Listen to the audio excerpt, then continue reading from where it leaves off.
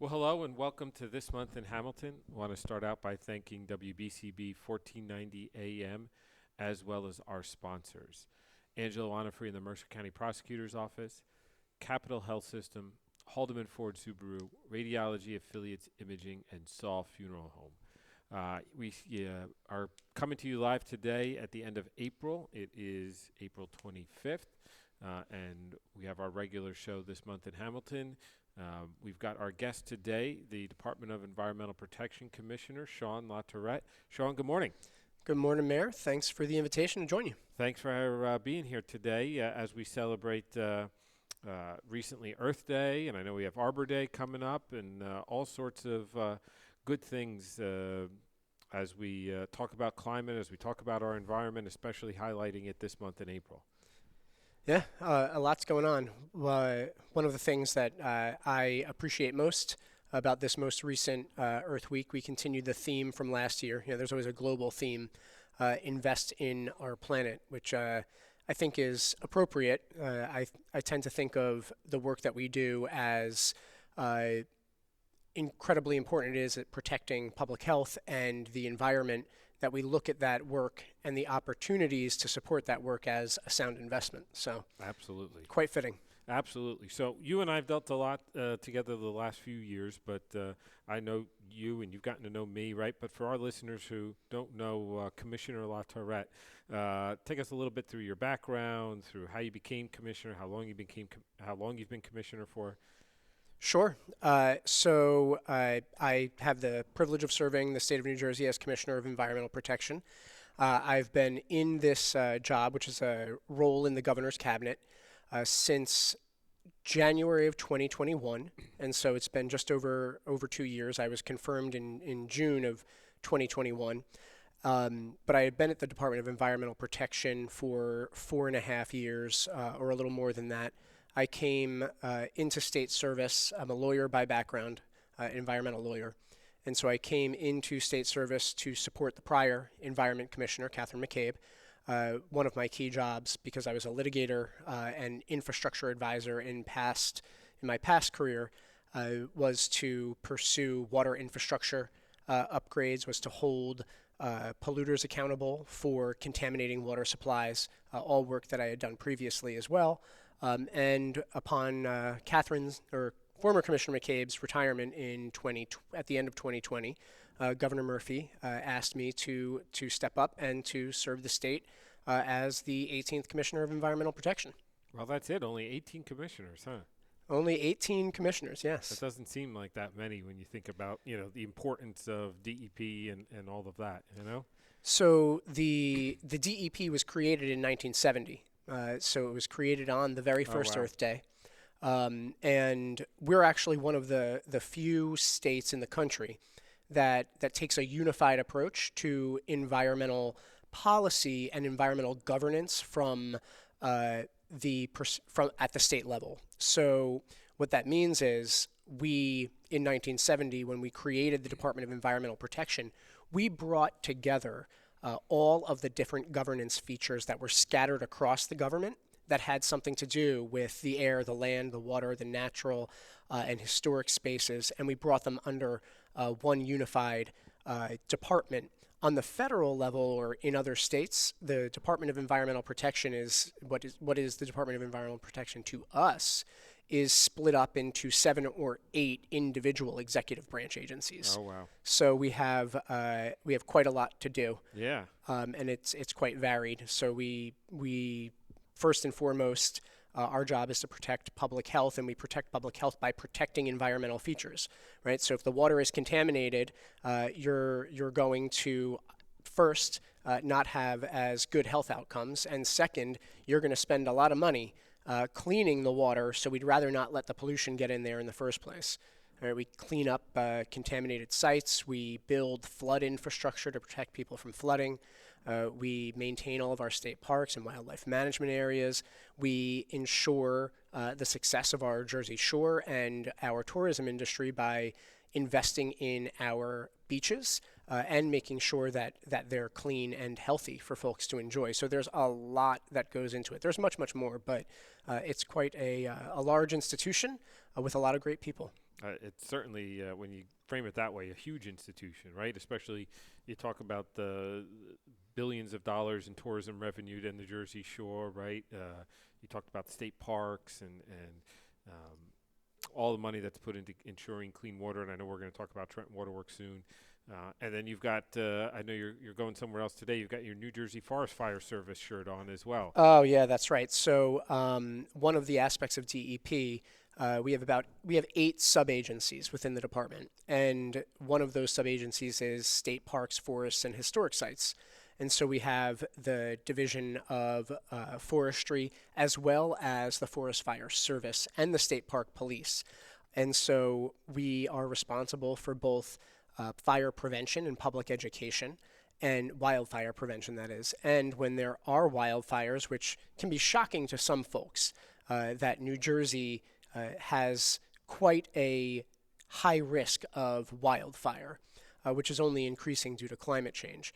And so we're on the ground constantly helping to both diminish risk between what we call the urban and forest interface, and also lending our skills to others when it's not peak forest fire season in New Jersey. We send our forest fire fighters out to Oregon and to Montana and to California to support others. That's awesome. That's awesome. So I know a lot of people who are tuning in, they want to hear about Trenton Waterworks, so we'll get right to that. And I know we've spent a lot of times talking about Trenton Waterworks and the difficulties and challenges they've had, and that are still to come, right? But a little bit of background before we kind of get into where we are today. Sure. So about 6 months ago, you took a unilateral administrative action related to Trenton Waterworks. Just describe for people exactly what that was.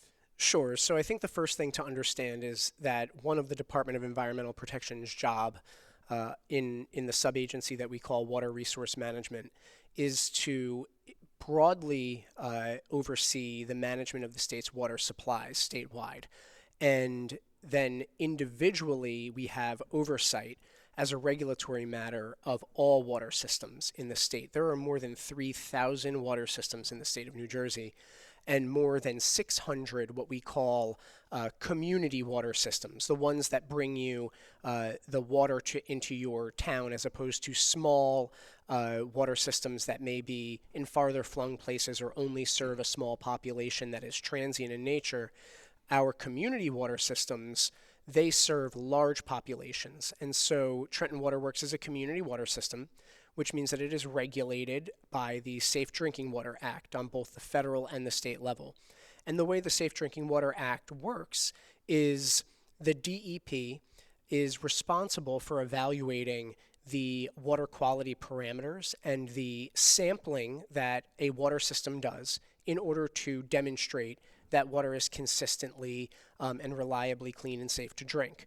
And we evaluate those points of information. The DEP is not on the ground every day overseeing the operations of water systems. There are far too many for that. We look at the information that they collect, and if something is askance, we look deeper. We also conduct routine inspections. Both we do that, and the federal government does that as well.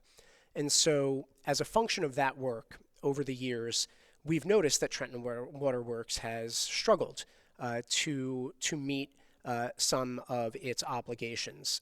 And because of those struggles, including the struggle of maintaining what is a really complicated treatment process, this system draws water in from the Delaware River, and ensuring the maintenance and good repair of the distribution system, we found that it was necessary to step in and provide a higher degree of oversight, in effect putting in place greater guardrails to ensure that the water that is served to individuals, both here in the Township of Hamilton, but of course neighboring communities in the city of Trenton itself, is meeting standards. And that not only is it meeting standards in this moment, but that we are helping to ensure its long-term success.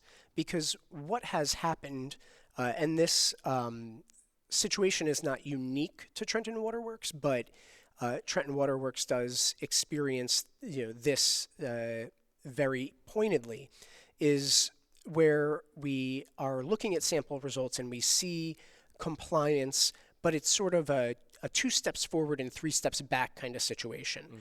We want to make sure that the gains in safety and in good repair are permanent in nature, and that they're not lost because of the changing of operators or even the changing of regulatory personnel.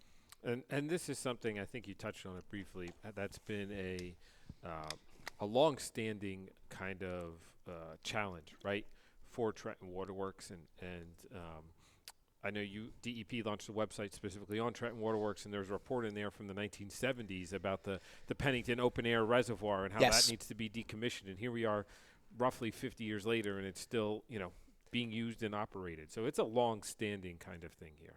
It is a long-standing thing.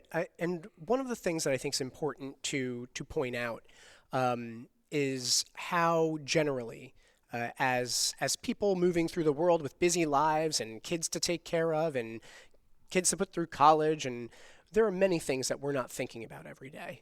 And one of those things is the good maintenance of our water systems. We sort of take for granted, and I don't say that as a slight. I think it's just a reality that we take for granted that we turn on the tap and the clean water is going to be there for us, and we don't think about it. And that when we flush, the dirty water is taken away, and we don't think about that either. But the problem is that when there is too many folks who are not thinking about the details and nuance of what it takes to run a water system, that expectation and then that confidence in both the receipt of clean water and the discharge of dirty water, it can easily fall into disrepair if folks at varying levels are not really attentive, because it's very complex. Yes. And specifically, there's people who are charged with paying attention to that, right? And I don't mean from a mayor or anything like that, but even, and we'll talk about some of the difficulties in retaining employees and hiring employees that Trenton Waterworks has, right? It's their responsibility to do that, and if they're not being hired or they're not being retained for whatever number of reasons, right, you lose some of that. So we've got to take a short break. I know we're just getting started on this topic, but we'll be back in just a moment with more on Trenton Waterworks with the Commissioner. Merrill Reese, here to tell you about my good friends at Haldeman Ford Subaru on Route 33 in Hamilton Township. For outstanding sales and service, you can depend on the folks at Haldeman Ford Subaru for the best value on new and pre-owned Ford cars, trucks, and SUVs, along with a great selection of value-priced new and pre-owned Subarus. And no one offers the service that Haldeman does in their huge, state-of-the-art service facility. Service so great that many area municipalities and commercial fleets get their service performed by Haldeman Ford Subaru. From Langhorne to Princeton, folks like you to commercial fleets trust the name Haldeman for sales and service. Haldeman Ford Subaru, Route 33 in Hamilton Township.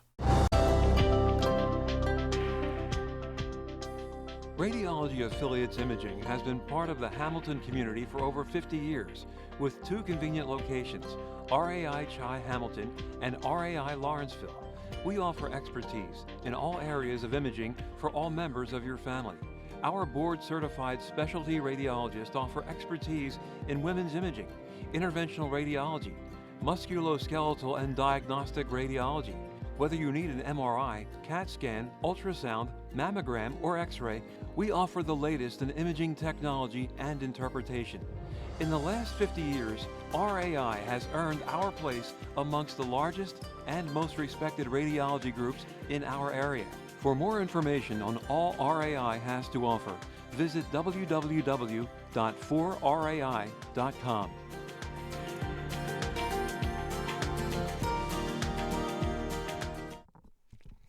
Well, welcome back to This Month in Hamilton. I want to again start out by thanking our sponsors, Angela Onifree in the Mercer County Prosecutor's Office, Capital Health System, Haldeman Ford Subaru, Radiology Affiliates Imaging, and Saul Funeral Home. So Commissioner, when we left, we were just talking about some of the long-standing issues that have brought us to this thing, right? And myself included, right? You turn on the tap, you don't think about it, and you flush the toilet, and you don't think about it, right? That's right. But now, since you've taken the administrative order, right? What's gone on really over the last 6 months or so? Because that was about the fall, October, November timeframe of last year. Yeah, that's right. So, first of all, what I should say is that action that we took to assume direct operational oversight of Trenton Waterworks is an unprecedented step. No DEP commissioner in the state has ever done that before. Wow. With respect to any water system. And so it's serious. There is a serious concern with the long-term success of Trenton Waterworks. That said, what is happening on a day-to-day basis and what has been happening for the last several months is first a work of deep assessment. As I mentioned before, DEP is not on the ground every day looking deeply at the operations of water systems. We look at the outcomes to identify whether something is askance or to be satisfied that the parameters are safely protecting people. And there's a lot of rules and regulations that go into that. Now that we're on the ground in this particular instance, we are evaluating each piece of Trenton Waterworks system. And so that means the treatment plant, which brings in the water from the Delaware River. And we should reflect on that for a moment, because when you are bringing your water source in from a surface water body, as opposed to pulling it deep from within the ground, the treatment process is a lot more complicated. Think of it as having 20 steps, and each of those 20 steps have to be performed in a manner that is very, very specific. And then that water that is clean when it comes out has to go into the distribution system. And there are a bunch of steps associated with making sure the distribution system is right. And so we're looking at each of these processes to make sure the steps are being performed right, such that folks can have continued confidence in the drinking water that is received. And so that's what's been going on for the last several months. And as we identify operational issues that from a day-to-day perspective need to be improved upon, we're putting guardrails in place to make sure that it's happening the way that it should. And I think that we'll be at Trenton Waterworks ensuring those good operations for some time to come. I don't have an exact idea of when that is, certainly for the balance of this year and into next. Because what we have to do is ensure that the gains we make are gains that will be permanent and that won't be lost to backsliding when we do end direct operational oversight. Now, we just had a meeting last week with the mayors from the communities, including Mayor Gassiora, with the legislators that represent the community served by Trenton Waterworks, right? Over 2-hour meeting in your office, very in-depth, very helpful. And one of the examples is something I learned, super pulsators, right? And how 2 were out of service out of 4 total, right? And just recently, the city council authorized about a $250,000 contract to repair the other 2. And that's something, again, that comes out of that direct operational oversight, that identifies an issue, that puts into motion the plans to correct that issue, to make sure then you have 4 of these that are operational should you need that many. That's right. And so what we've seen through the direct operational oversight process thus far is many instances where you have a particular process that needs more investment, or you have a methodology or approach to how pieces of the system are maintained that needs to be improved upon.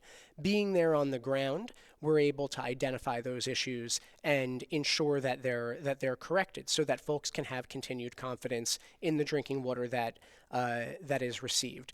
And so there are any number of examples, because you may have, like I said before, 20 steps in a process. And so we want to look deeply at each of those. And then we want to examine what are the structural and financial supports that will ensure the good care of this water system for the long term. This is not about sort of just going in and fixing, or shouldn't say us fixing, but helping Trenton Waterworks to fix the problems. But it's more structural, it's more systemic than that. How do we make sure that no one ever has to do this again? Sure.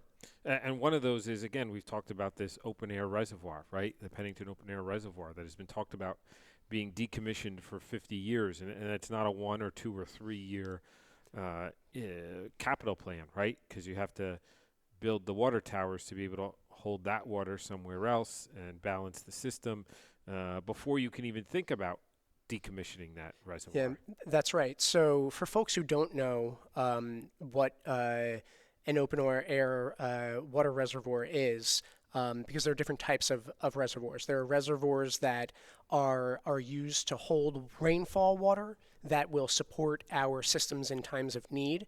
And there are reservoirs that are holding clean water that has already gone through a treatment process before it goes out into a distribution system. The Pennington Reservoir is the latter example.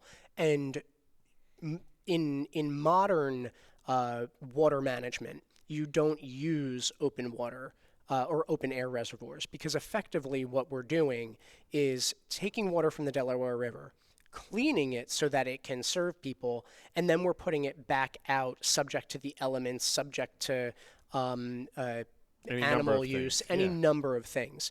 And so that can waste money, that can introduce variables into the water chemistry that is very complex, that are unnecessary to introduce. And so for a long time now, the federal government has told water systems and states that oversee them that open air water reservoirs need to be covered.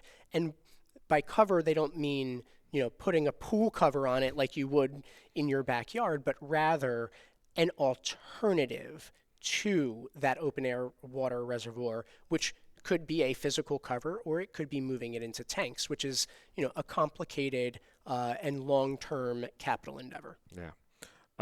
Now we've talked about, you started from the beginning talking about how clean water leads to public health outcomes, right? And we've heard a lot, and people in Hamilton especially, and now I think some of the other communities serviced by Trenton Waterworks are hearing a lot about Legionella, right? And DOH just put out a press release, I think last month, about some more cases that even occurred in the last several months. Usually it's a summer kind of phenomenon as water heats up and things like that, right? But talk a little bit about DEP's involvement in this complex issue of eliminating or trying to mitigate at least the Legionella found in the water. Sure. So we talked about how there are two parts of the system, more or less, the treatment system and the distribution system. And so what is really important to understand is that because water chemistry is complicated, you need to balance what is coming out of the treatment system and going into the distribution system. You need to balance the chemistry between those two systems. And if you're not exceedingly careful, what can occur inadvertently is the introduction of what we would call opportunistic pathogens. Legionella is one of those opportunistic pathogens. And Legionella can grow inside water pipes when conditions are not what we would call optimized. So for example, water that is sitting and stagnant and not moving is a problem, right? For anybody that is a hiker like me, you know that if you're out on a trail and you're trying to find water, you don't take it from a sitting water source, you take it from a moving water source and then clean it. Mm-hmm. And so the same is true within a water system. You want to make sure that water is moving and shifting. You don't want it to just sit, because when water sits under certain conditions, it can develop these opportunistic bacteria. And so what we've been working on with the city of Trenton, with folks from the federal government, the CDC, the Environmental Protection Agency, we've been working on a program that's called low velocity flushing. And what that does is it helps the water to move around and allows us to test where we are seeing success in the elimination of opportunistic pathogens and where we are seeing greater attention be needed. And so this program that we've run the last few weeks is sort of a pilot to test how this is being done. You may have seen folks out in your communities working on some hydrant flushing. And then from there, we can gauge where else to move this program to within the system, within the city, within Hamilton, within Lawrence and others. And then once we are complete with this flushing program, we will then work with the city and the waterworks to establish a permanent flushing program, because you should always have some degree of flushing going on to avoid that stagnation. Now, that seems like to the average person, oh, that's an easy thing to do, just flush, right? And I know we've had this conversation many times. Why wasn't it just an easy thing to say, oh, just turn on the hydrant and let the water run for a little bit? Because in part because what we talked about at the opening, water is far more complicated than we realize. And we have to be conscious of how different parts of the water system are hydraulically connected to one another. What are the pressure gradients in one block versus another block? And how does the moving of water in this one part of town affect the way water is sitting or moving in another part of town? It needs to be modeled through the use of data analytics and software that we have access to and EPA and others. And that way we can plan where best to do it. And one of the things that is particularly complicating about a flushing program in the Trenton Waterworks service area is that there are a lot of dead-end areas, meaning either streets or points where the pipe extends beyond where there may be homes situated, and you have these places where water might be sitting more than others. And so we've got to look at the way that interrelationship between dead-end areas and high water movement areas to calibrate it correctly. Nothing's easy, right? No. Nothing. At least water is not easy. Well, we're going to take another short break. When we come back, we'll just finish up one or two things on Trenton Waterworks. I know there's a lot more we want to talk about as well. So stick with us, and we'll be back in just a moment.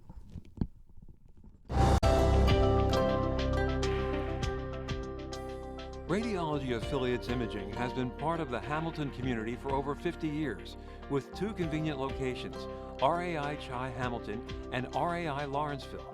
We offer expertise in all areas of imaging for all members of your family. Our board-certified specialty radiologists offer expertise in women's imaging, interventional radiology, musculoskeletal and diagnostic radiology. Whether you need an MRI, CAT scan, ultrasound, mammogram, or X-ray, we offer the latest in imaging technology and interpretation. In the last 50 years, RAI has earned our place amongst the largest and most respected radiology groups in our area. For more information on all RAI has to offer, visit www.4rai.com.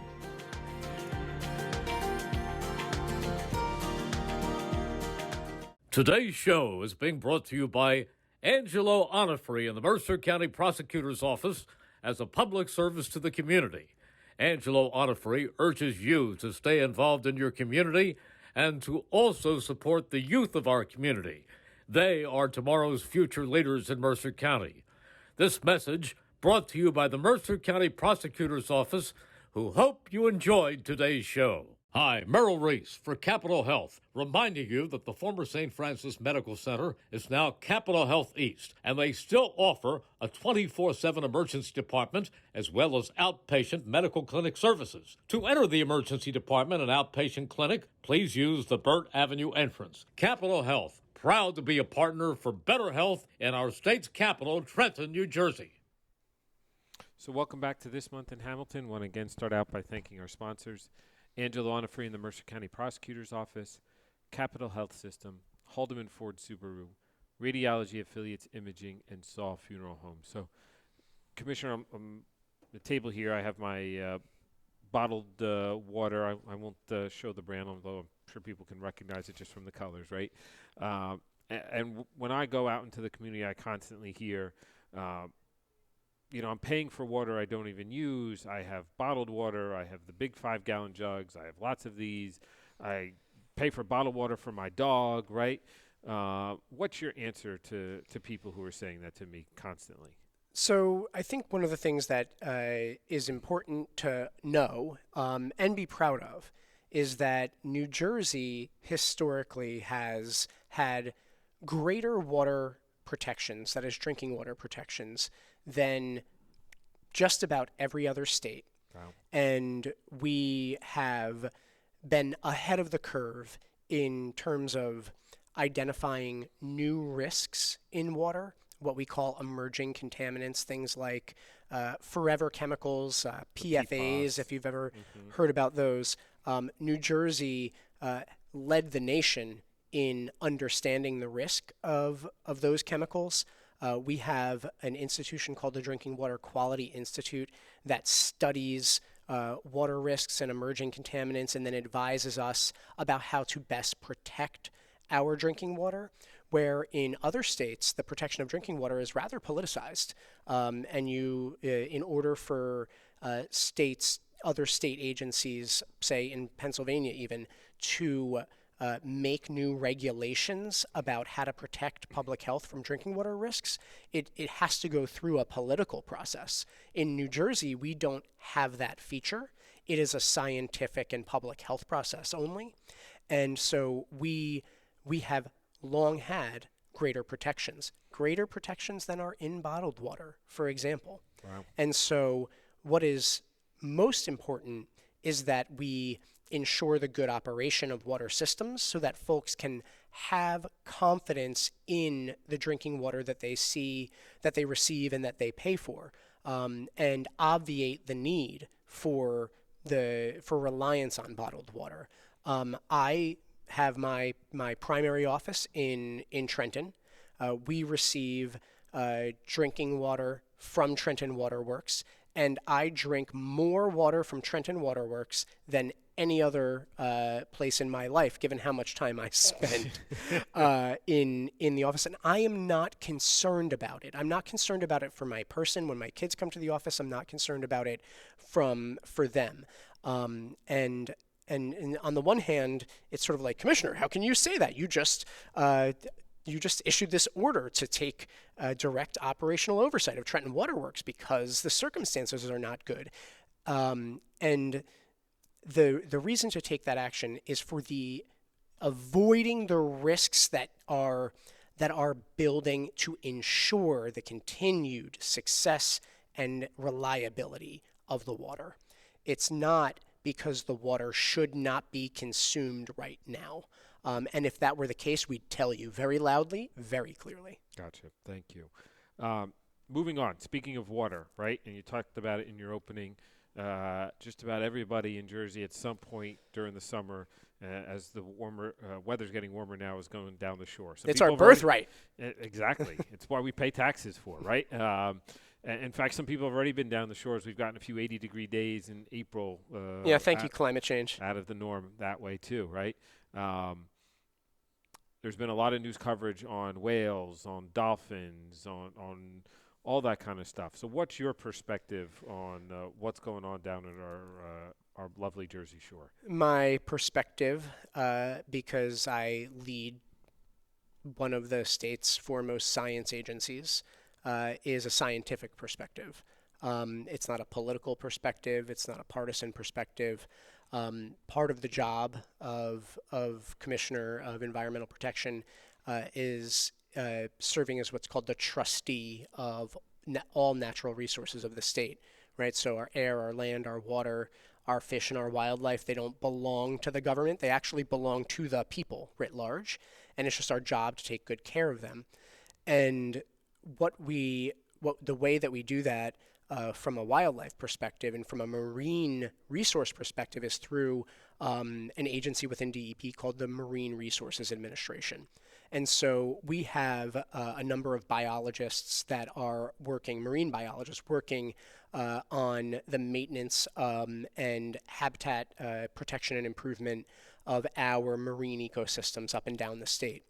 And so we pay really, really close attention to what is happening off our shore and beyond our jurisdiction even, right? Because we have jurisdiction 3 miles off our coast. And this is a multi-billion-dollar enterprise, right? Just from people enjoying the shore to fishermen to all sorts of things, right? The restaurants that then serve the fresh fish or oysters or clams, et cetera, et cetera. Yeah, that's right. Do you know that if you get clam chowder on anywhere, just about anywhere in the Mid-Atlantic or Northeast, that it's likely coming from New Jersey? Wow. We have one of the most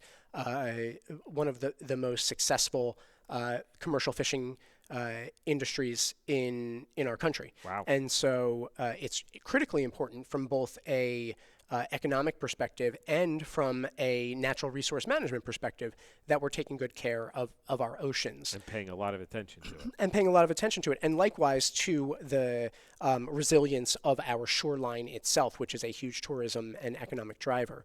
So I mean, from that perspective, what I think is important to understand is that the biggest threat to our marine ecosystems is our changing climate. And what we've been seeing, and we reported on this in New Jersey's scientific report on climate change, a piece of scientific study that we put out in 2020, that we are seeing a warming and acidification of our ocean. And that those circumstances, those climate change influenced circumstances, are changing the patterns of marine life. And so for one example, a bunkerfish, a prey fish called menhaden, that is often the food source for whales, are moving their patterns at the same time that a better protected population of whales are going up through the roof. Right, we're seeing greater number of whales. It's amazing. But what is happening because of those climate influence changes is that the menhaden and other prey fish are moving further inland and further north at the same time that whales are reaching adolescence and foraging in a wider space. And what is happening is those patterns are putting the marine mammals in direct conflict with the shipping superhighway that resides just off our coast. So the whale mortalities that we've been experiencing have been due to vessel strikes because of these forces all coming together. There is no evidence whatsoever that the work to develop offshore wind resources is causing whale mortality. There's not a single wind turbine twisting off the shore of New Jersey right now. Now, there is survey work that is going on, and that's vessels that are doing mapping of environmental resources, including the ocean floor.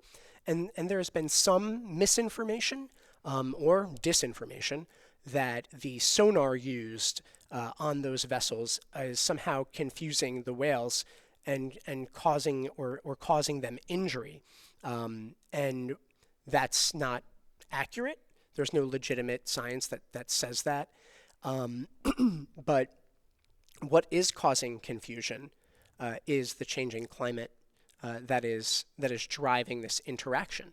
And there's a number of things that we can do about it, but abandoning the quest for renewable energy is not a wise approach. And so you talked about the migratory patterns, right? At the same time, you had a shift going on from ports in the West Coast, right, to ports in the East Coast. And our own Port Authority of New York and New Jersey has seen a drastic increase in the amount of shipping because there were strikes, because there was all sorts of issues with delays and COVID, et cetera, in California, to now ports on the East Coast. Yeah, that's true. I mean, we have one of the busiest and most productive ports in the world here in New Jersey, and as you said, it's growing. The vessel traffic has grown significantly, and there's a lot of activity that we don't see happening right off our shore. Maybe occasionally you'll see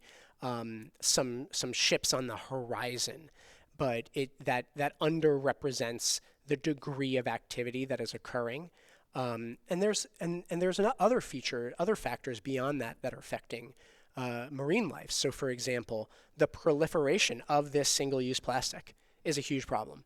And we have folks here in New Jersey who may or may not like the single-use plastic reduction law that now means you can't get those sort of little grocery sacks anymore, and you're going to bring your bags to the grocery store. I get it. I forget mine sometimes too, and I buy too many reusable bags. But what has occurred and continues to occur is the proliferation of these single-use plastics, not just here in New Jersey, but nationally and all around the world. And so, of the necropsies that have been conducted on the whales that have stranded, you see stomachs full of plastic. And so think about this for a second. You have whales that are adolescents. They're growing, right? And I mean, I have 12-year-old twins at home. They're starving all the time, right? So think about an adolescent whale that needs to eat a lot, and its belly is full of plastic from which it's not getting nutrients. And so then it's chasing these fish that are moving their migratory patterns because of climate change, and then they're getting struck by vessels that are oftentimes going too fast. And so what is the solution to the marine mammal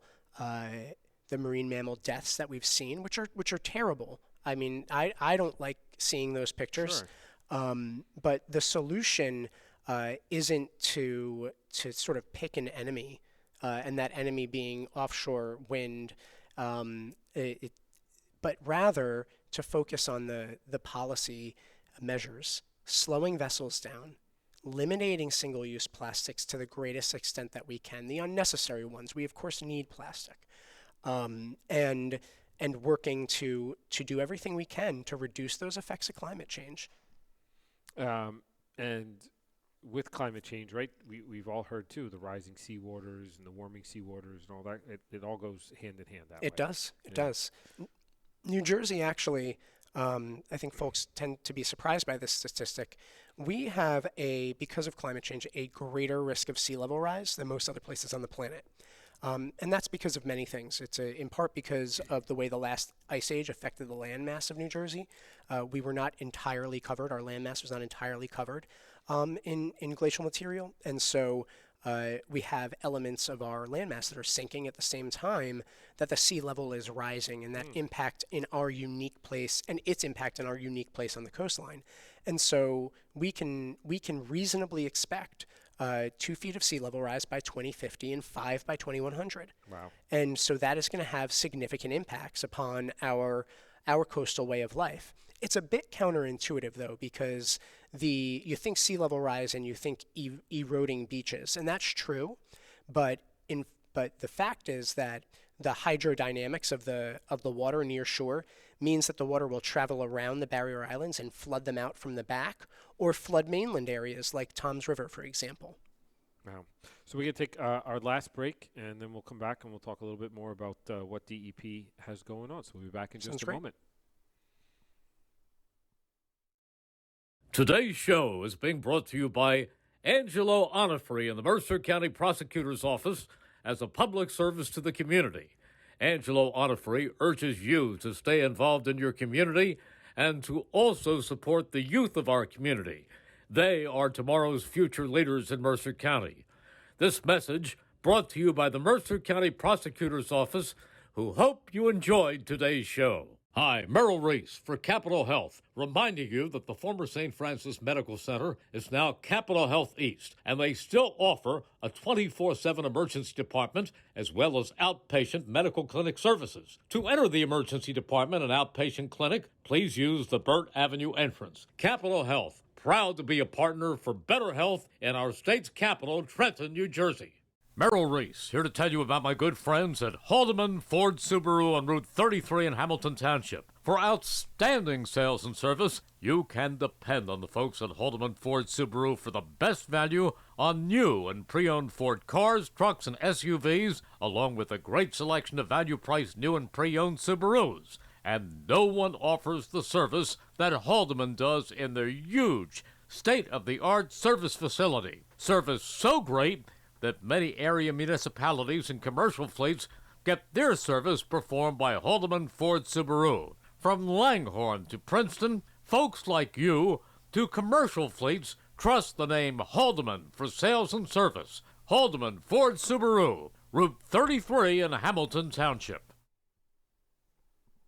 Well, welcome back to This Month in Hamilton. I want to again start out by thanking our sponsors, Angela Onifree in the Mercer County Prosecutor's Office, Capital Health System, Haldeman Ford Subaru, Radiology Affiliates Imaging, and Saul Funeral Homes. So, Commissioner, you've been in the news lately and Governor Murphy signed a law a few years ago on environmental justice. And I know DEP finally just put out their regs related to environmental justice. So, for those who maybe aren't familiar with it, what is it kind of in a broad stroke, and what did your regulations do? Sure. So environmental justice is what I would call an institutional imperative. It is an objective that we seek to further in all of the work that we do. So what does that really mean? The way that environmental laws and agencies like mine have been built and structured over the last 50 years, it has led to really great improvements in the quality of our air and the quality of our water and the conservation of land resources. Broadly, right? The Clean Water Act was developed at a time when the rivers were on fire, and that's not the case anymore. Now, the implementation of those laws over time, they've broadly benefited everyone, but they've also their implementation have caused discrete pockets of high pollution versus those broad good outcomes. And so that is what we would call an environmental injustice.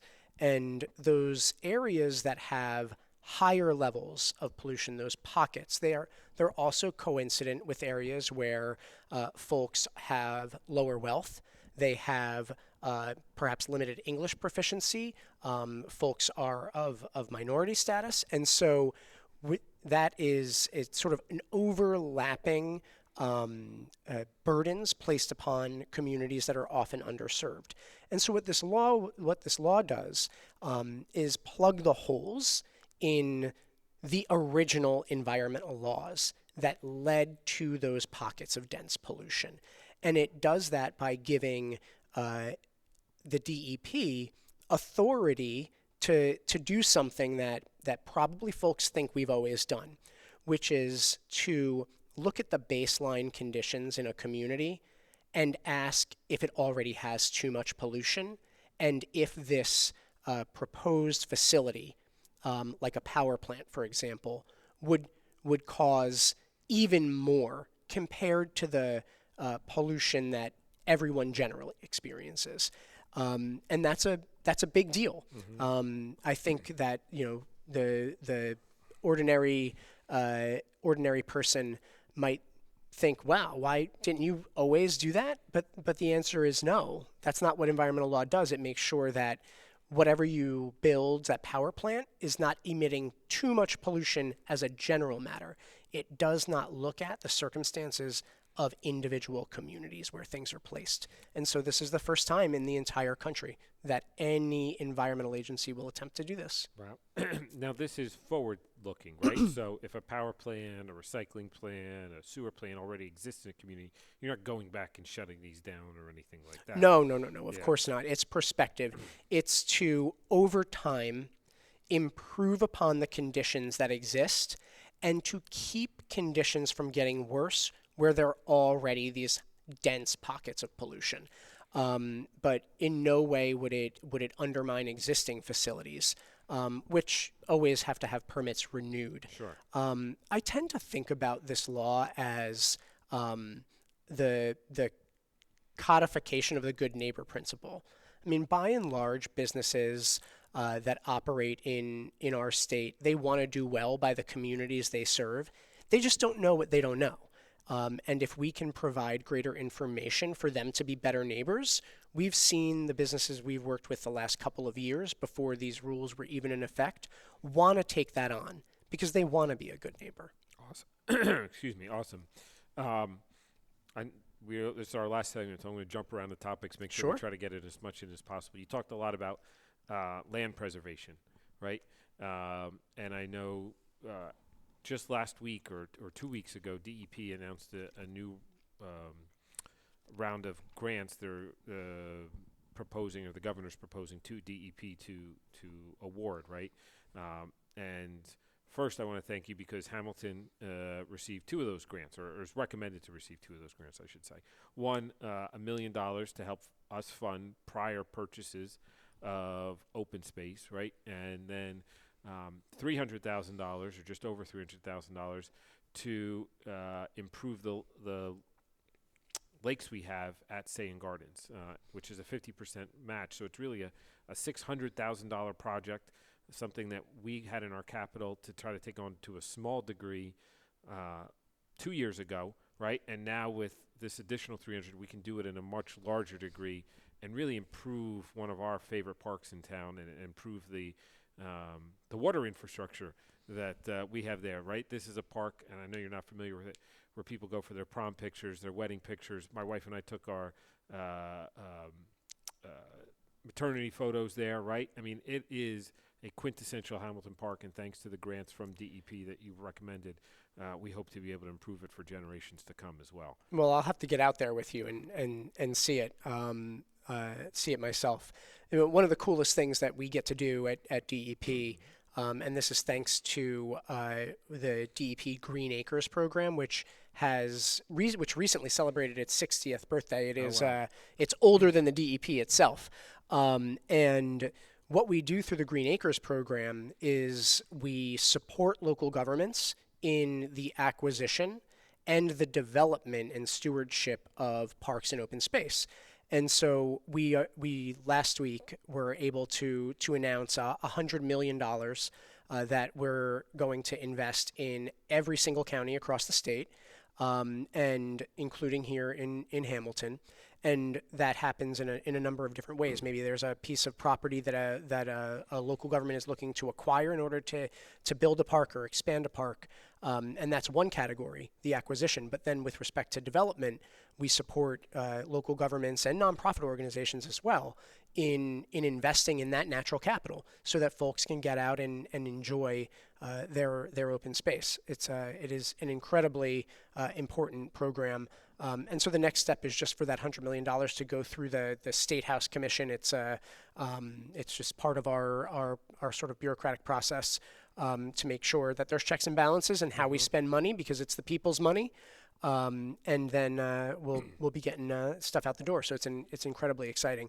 I mean, one of the things that I'm most proud of it has been Governor Murphy's focus on the investment in natural capital. We've now, with this investment, invested well over $500 million in parks, open space, natural resource restoration. Look at what we're doing right up at Liberty State Park, or even down at Cape May Point, or the Greenway that we recently acquired to develop a 9-mile linear park between Jersey City and Montclair, in one of the most open space constrained areas of the state. It will dwarf Manhattan's High Line when it's done. Wow, that's awesome. It's very cool. And so just to, again, put a Hamilton perspective, right, thanks to that $1 million reimbursing the township for past open space preservation projects, right, Hamilton has more total preserved open space land than the city of Trenton entire acreage. Wow. That is That is right, fantastic. We've done our part in contributing to that, and obviously past mayors and leaders in this community, right? But it just goes to show you how much preserved land we have here in Hamilton for people to enjoy in one way or another. It matters, and it matters not just for folks to enjoy.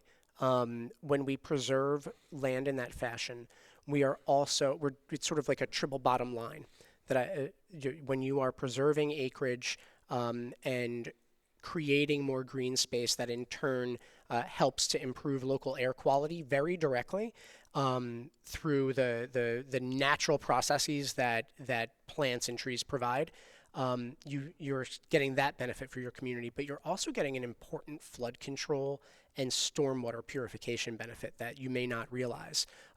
Folks that have a greater degree of open space experience less flooding, and especially the devastating kind, and you have better water quality in the area of acquisitions, because like the natural capital is always working for us, right? The trees literally hold together riverbanks and prevent flooding. It's quite impressive. Well, just last week our council approved unanimously another 32 acres of preservation that will be hitting you up for money on a reimbursement as soon as we close, right? But that's along this Assunpink Creek, which is our constant flooding concern, right? So it's in the neighborhood along the creek that floods, that we now will have another 32 acres preserved for forever. It's just fantastic. I mean, that's what we call good watershed management, so thank you.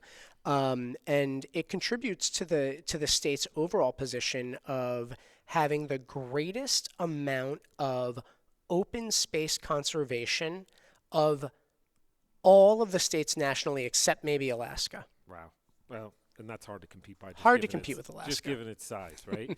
Well, Commissioner, I really want to thank you for joining us today as we focus on, Earth Week or Earth Day, and this Friday we have Arbor Day, and I know you're going out to plant some trees. I'm going out to help plant some trees, right? And just highlighting all the good stuff we've got going on, not only here locally in Hamilton, but across the state, right? And really helping people understand what's going on with Trenton Waterworks, which is an issue I'm constantly asked about, just to put that into perspective a little bit. So any final words before we finish up here? I think the thought I'd like to leave folks with, whether it's about Trenton Waterworks or about your parks and open space or flooding, is that your DEP has got your back. And so does your mayor. So thank you. Hope you also get out to some schools and read some kids the Lorax. It's a great book. Huh? It's a great book about the protection of our environment. Dr. Seuss's The Lorax. Well, we just did some readings, I think a month or two ago for Dr. Seuss Week, but next year I'll take you up on that and read that one specifically. But again, thank you for your leadership in the state. Thank you especially for your partnership on Trenton Waterworks stuff. It means a great deal to me professionally and personally, and I know to our residents that are serviced by Trenton Waterworks as well. So want to thank again WBCB 1490 AM for allowing us to come to you, as we always do this month in Hamilton, to talk to you about what's going on in your community, and want to again thank our sponsors: Angelo Onifree in the Mercer County Prosecutor's Office, Capital Health System, Haldeman Ford Subaru, Radiology Affiliates Imaging, and Saw Funeral Home. With that, we hope to see you out at Azalea Fest. We have at Saying Gardens. Hopefully next year's Azalea Fest we'll have some new lakes that you hear about, improved lakes out there. But until then, we'll see you at the May edition of This Month in Hamilton. Thank you.